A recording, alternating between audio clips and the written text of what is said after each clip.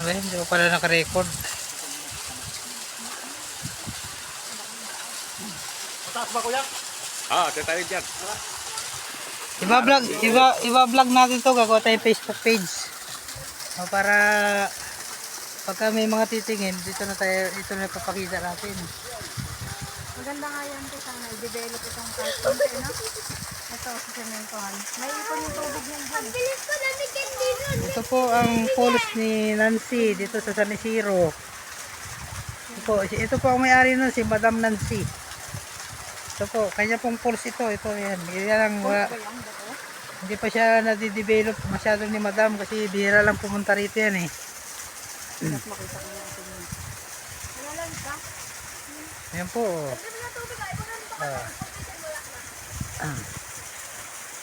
Ayun, ang tubig. Naiinom po yan. Mineral water.